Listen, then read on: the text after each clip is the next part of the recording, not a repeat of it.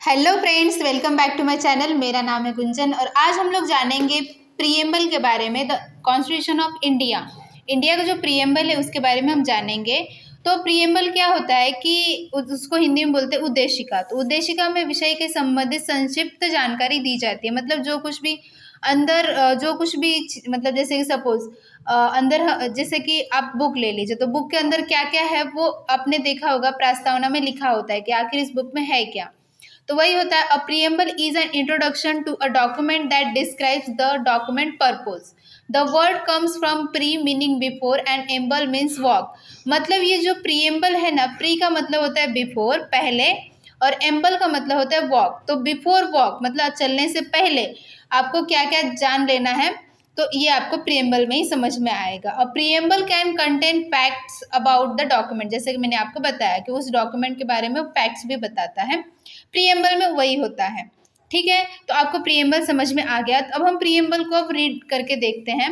We the people of India having solemnly resolved to constitute India into a sovereign, socialist, secular, democratic republic and to secure to all its citizens justice, social, economic and political, liberty of thought, expression, belief, faith and worship, equality of status and of opportunity and to promote among them all, fraternity assuring the dignity of the individual and the unity and integrity of the nation. In our Constituent Assembly, this 26th day of November 1949, do hereby adopt, enact and give to ourselves this Constitution. अब इतना मैंने आपको पढ़ के सुना दिया preamble. ये preamble हमें याद होना ज़रूरी ही होता है। तो इसको अब हम मीनिंग समझते हैं। तो इसका मीनिंग क्या है, देखिए, we the people of India, हम भारत के लोग, यानी संविधान जिससे बना है, जो इस संविधान के स्रोत हैं। अब देखिए, सॉवरेन संप्रभु, यानी ऐसा देश जो किसी दूसरे के प्रभाव से, प्रभुता से मुक्त है, अपने सभी निर्णय लेने के लिए पूर्णतः स्वतंत्र है और उस पर किसी बाहरी शक्ति का कोई प्रभाव नहीं होगा। अब आगे देखिए, सोशलिस्ट, सोशलिस्ट का मतलब होता है समाजवादी। ये शब्द 1976 में 42 मतलब 42वें संशोधन के बाद जोड़ा गया। समाजवाद एक विचारधारा है जो ये मानती है कि समाज में सभी लोगों तथा लोगों तक संपन्नता का हिस्सा पहुंचना चाहिए। धन संपत्ति भी समाज से ही उपजती है, तो उसका बंटवारा भी शांतिपूर्ण और न्यायपूर्ण तरीके से लोगों के बीच होना चाहिए। लोकतांत्रिक समाजवाद के ये विचारधारा कहती है कि धन समाज के कुछ लोगों तक सीमित नहीं रहना चाहिए। उत्पादन के साधनों पर लोगों का मिला-जुला मालिकाना हक होना चाहिए। अब देखिए, सेक्युलर, सेक्युलर का मतलब है धर्मनिरपेक्ष, यानी भारत देश का अपना कोई घोषित धर्म नहीं है। जैसे पाकिस्तान का एक इस्लामिक देश है, पाकिस्तान एक इस्लामिक देश है, पर भारत एक धर्मनिरपेक्ष देश है। मतलब भारत में कोई ऐसा भारत का कोई स्पेसिफिक कोई धर्म नहीं है। ठीक है, तो यहाँ पर सरकार और धार्मिक समूहों के बीच कोई भी संबंध यहाँ के संविधान और कानून के हिसाब से तय होता है।